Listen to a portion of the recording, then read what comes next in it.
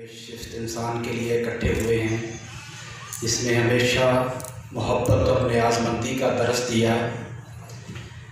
हम एक ऐसे शख्स के लिए इकट्ठे हुए हैं जो सादिकाबाद के लोगों के लिए एक शजर सायादार की हैसियत रखता था और मेरे साथ उनका जो तल्लक और रिश्ता था वो दो हवालों से था कि मेरी नज़रियाती और अखलाकी तरबियत करने में, और दूसरा स्टेज के हवाले से हम जो थोड़ा बहुत, जिस तरह हाफिज़ अब्दुल रज़ाक साहब ने कहा कि उनके साथ मेरा एक बहुत ही मेरे उस्ताद थे। 1986 में जब मैंने मैट्रिक किया और कॉलेज में गए तो वहाँ पर हमने स्टूडेंट पॉलिटिक्स शुरू की, तो मैंने JTI ज्वाइन की और उसका प्रेसिडेंट बना। तो हाफिज़ साहब जमीयत के अकाबरीन में शामिल थे। उस हवाले से मेरा इनके साथ एक मोहब्बत और प्यार का रिश्ता शुरू हुआ।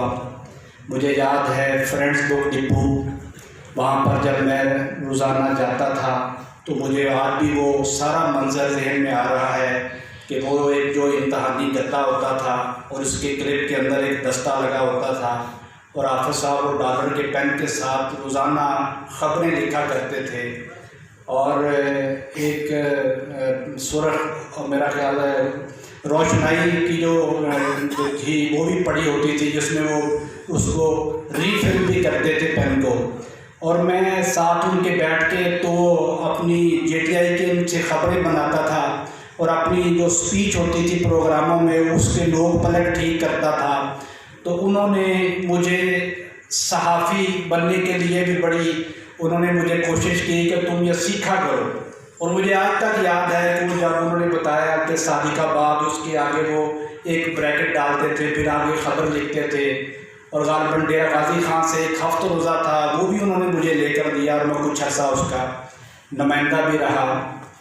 और सादिकाबाद के अंदर मैं समझता हूँ कि ना सिर्फ वो आपके प्रेस क्लब को रिप्रेजेंट करते थे बल्कि उनका शुमार उन बुज़ुर्गों में होता था, उन एक ज़िम्मेदार शहरी में होता था जो एक दबंग लहजे में सादिकाबाद के मसाइल को हल करने के लिए, लोगों की तकलीफ़ों को राहत में बदलने के लिए अपना एक किरदार अदा करते थे।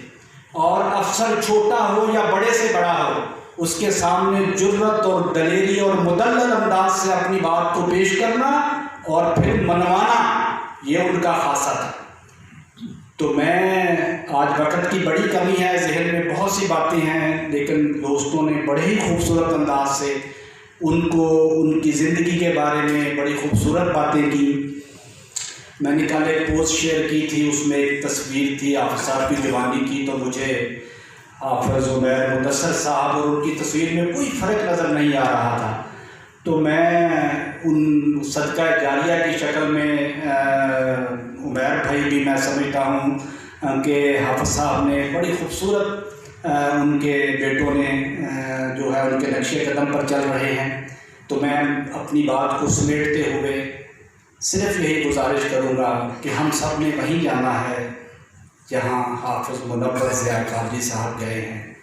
तो ये मुख्तसर सी ज़िंदगी हमें ये कोशिश करनी चाहिए, जैसे किसी शायर ने कहा था कि दुनिया उत्ते रख फ़कीरा ऐसा बैन खलोन, दुनिया उत्ते रख फ़कीरा ऐसा बैन खलोन, कोल होवें ते हसन दुनिया टुर जावें ते रोन। बहुत शुक्रिया।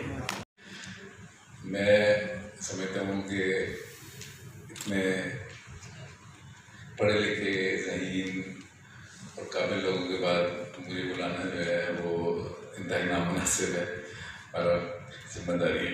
मलिक साहब मेरे दोस्त बैठे हुए हैं, बड़ी अच्छी बातें करके गए हैं। मलिक साहब ने बताया तो मुझे लग रहा था कि जौहर साहब वगैरह बड़े खुशनसीब हैं, मुख्तसर तरीन नकाबत मलिक साहब की सुबह हुई है, हमारी हसरत है जो तक। दूसरा ये कि मैं सोच रहा था कि मलिक साहब तो ये पैगाम ना भेजना पड़ेगा, खाना मौजूद है आज। हाफिज़ साहब से मेरा ताल्लुक़ जो है वो हाफिज़ उमैर मुदस्सिर साहब तीसरी नस्ल हैं, इनसे हमारा ताल्लुक़ है। हमारे मुदस्सिर साहब के दादा मेरे वालिद के बड़े अच्छे दोस्त थे। हाफिज़ साहब जो हैं वो मेरे वालिद साहब के भी दोस्त थे, मेरे भी दोस्त थे, मेरे बुज़ुर्गों में भी आते थे, दोस्तों में भी आते थे, और बड़ी मोहब्बत थी मेरे साथ उनकी। हाफिज़ साहब की शख्सियत के बेशुमार पहलू हैं और उसके लिए बड़ी लंबी नशिस्त चाहिए। चंद एक बातें मैं करूँगा, वक्त क्योंकि मुख्तसर है। हाफिज़ साहब का जो मजहबी पहलू था उसमें हाफिज़ साहब ने जो सबसे बड़ा काम किया वो ये था कि उन्होंने सदकाबाद में मजहबी रवादारी के हवाले से बहुत काम किया, जिसकी उस ज़माने में बड़ी ज़रूरत थी। उस ज़माने में आप देखें 80s से स्टार्ट हुआ एक जो बैरूनी ताकतों का एजेंडा था जिसको लेके चले और हमारे साथ हमें लड़वाने की बड़ी कोशिश की गई। हाफिज़ साहब जैसे लोग वो थे जिन्होंने उस आग को ठंडा किया अपनी अपनी सतह पे, अपने अपने इलाके में, और हाफिज़ साहब की इसमें बड़ी कंट्रीब्यूशन रही। इंसानी हवाले से सब लोगों ने बड़ी तफसील से बताया कि हाफिज़ साहब जो हैं वो दर्द दिल रखने वाले, हर किसी की तकलीफ में साथ चलने वाले और हर किसी की मदद करने वाले शख्स थे। अल्लाह की रहमत करे। मुझे याद है मेरे पास एक जिम्मेदारी थी, कभी हाफिज़ साहब ज़ाती काम की हैसियत से के लिए नहीं आए, अपने किसी ज़ाती फ़ायदे के लिए नहीं आए, कोई इस हवाले से उन्होंने कभी नहीं कहा कि मेरी गली में ये मसला है। उन्होंने अपनी गली के बारे में भी, अपने मोहल्ले के बारे में भी कभी नहीं आया, लेकिन लोगों के लिए मसाइल के लिए तकरीबन हर दूसरे तीसरे दिन वो तशरीफ लाया करते थे। और यही सबसे बड़ी चीज़ वो इस दुनिया से लेके गए हैं कि हम सब उनको याद कर रहे हैं, उनके लिए दुआएं कर रहे हैं। और ये सिर्फ ये नहीं कि हम इस नशिस्त के बाद उन्हें उनके लिए दुआएं करना, उनको याद करना भूल जाएंगे। हाफिज़ साहब हमेशा हमारे साथ रहेंगे।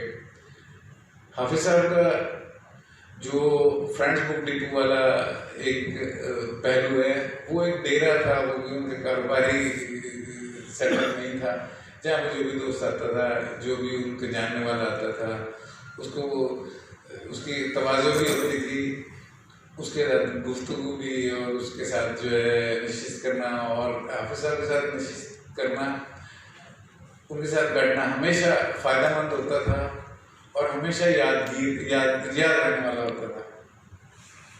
मैं भी उससे मुस्तफ़ीद होता रहा हूँ। मैं भी मॉडल हाई स्कूल में पढ़ा करता था, मैट्रिक में मैं भी आते जाते हाफिज़ साहब के साथ, क्योंकि ताल्लुक़ मेरे वालिद साहब से था, तो मैं भी चचा की हैसियत से भी, और हमेशा हाफिज़ साहब ने बड़ी मोहब्बत दी।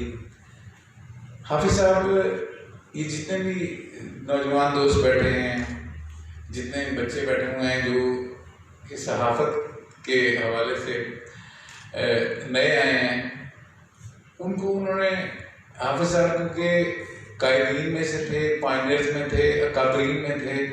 उन्होंने सदकाबाद प्रेस क्लब की जो पैरामीटर्स थे, जो मंशूर था, जो अव्वली असूल थे, वो सेट करने वाले लोगों में से थे। मुझे याद है कि मेरे पास बैठे थे तो किसी दोस्त का फ़ोन आया सहाफ़त में से, उनके पास कोई खबर थी, किसी दफ्तर के बारे में शिकायत थी। हाफिज़ साहब ने उन्हें पूछा कि आप जो खबर बना रहे हो, आपने उन दफ्तर वालों से इस खबर के बारे में उनका मौक़िफ़ लिया है? तो उन्होंने कहा नहीं। उन्होंने ये तो फिर ज़्यादती हो गई कि आप एक तरफ की खबर दे रहे हैं, उस दूसरे फरीक का बयान जो भी मौक़िफ़ है वो नहीं छाप रहे। तो बेटा जब किसी के बारे में कोई शिकायत छापी जाती है तो दोनों तरफ का मौक़िफ़ लिया जाता है, उसको बैलेंस किया जाता है। और ये एक बहुत बड़ा सबक था। हाफिज़ साहब ने हमेशा रवादारी को फ़रोग़ दिया, हमेशा जो है वो मशले रहा है, सिर्फ सहाफ़त में ही नहीं, बाकी लोगों के लिए, दोस्तों के लिए भी थे। हाफिज़ साहब की मेहमान नवाजी जो है वो सब दोस्तों को याद है। और जिस तरह से एक दोस्त बात कर रहे थे कि बड़ी सादगी से उन्होंने ज़िंदगी गुजारी।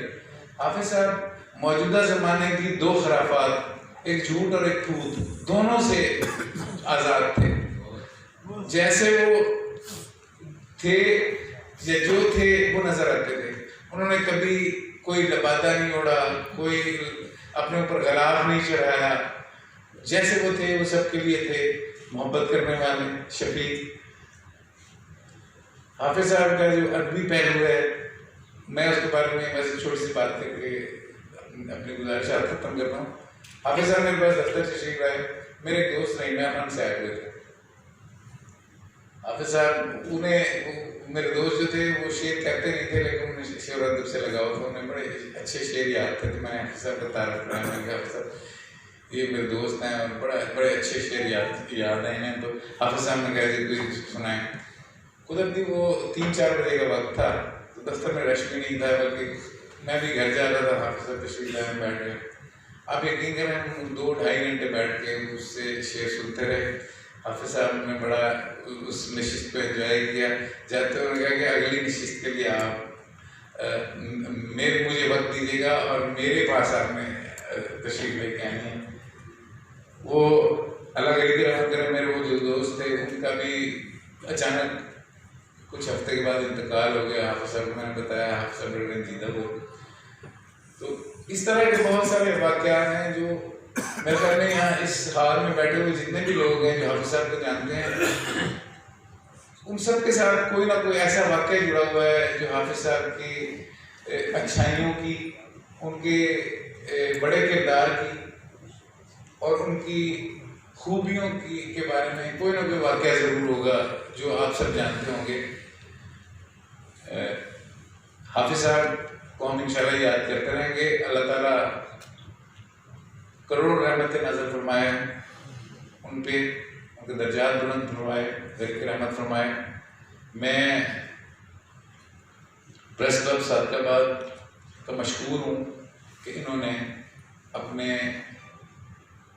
बानी, अपने कायद, अपने बड़े, अपने उस्ताद को याद किया है। और मैं ये कर समझता था कि मैं यहाँ हाफिज साहब जिन दिनों उनकी वफ़ात हुई मैं यहाँ मौजूद नहीं था। हाफिज साहब की एक और मैं वज़ादारी बड़ी थी हाफिज साहब में। हाफिज साहब को मेरे बस साहब बैठे हुए हैं, इन्हें याद होगा। हाफिज साहब आखिरी 1-1.5 साल में ज़ईफ़ हो गए थे, कमज़ोर थे, लेकिन वो कोई बुलाता था, किसी ने शादी पे बुलाया या किसी फौतगी होगी, हाफिज साहब ज़रूर पहुँचते थे, हाज़िरी ज़रूर लगवाते थे, पहुँचते ज़रूर थे। मैंने हाफिज साहब का एक शादी की तकरीब थी, हम दोनों बैठे हुए थे हाफिज साहब और मैं। तो तकरीब में खाना लेट हो गया, हाफिज साहब बहुत थके हुए थे और हाफिज साहब बड़े तकलीफ में थे।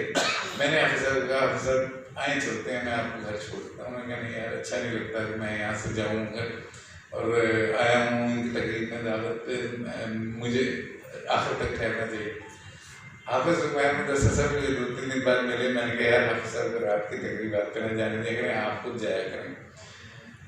हाफिज साहब की शख्सियत से जुड़े हुए इतने वाक़यात हैं कि बड़ा लंबा चाहिए, वक्त चाहिए उसके लिए। अल्लाह ताला हाफिज साहब को दर्जात बुलंद फरमाए, रहमत फरमाए।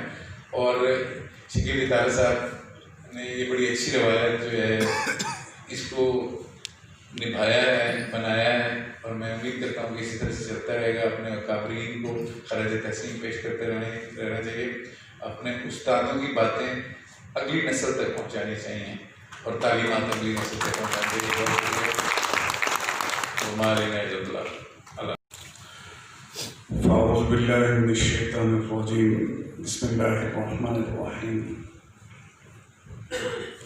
अल्लाहुम्मा रब्बिरहम्हुमा कमा रब्बयानी सगीरा।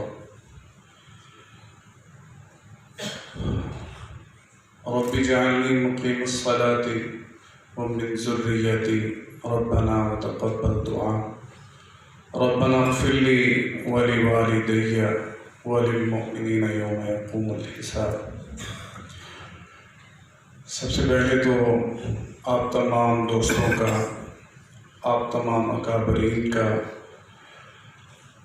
बेहद मशकूर हूँ कि आपने जिस तरीके से आज मोहब्बतों का इजहार किया है। सच्ची बात है कि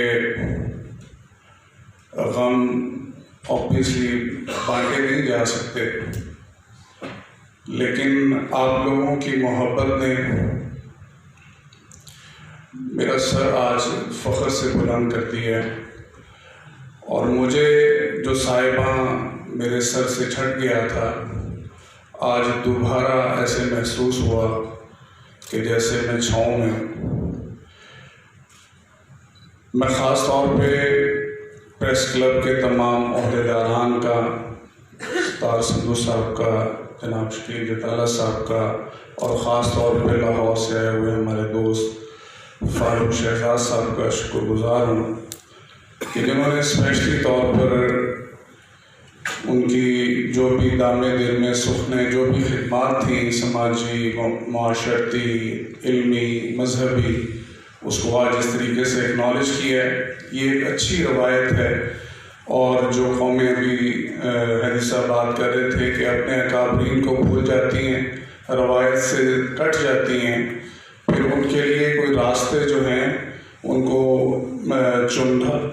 चुनना, उनको सही तरीके से लेके चलना, वो उनके लिए मुश्किल हो जाता है।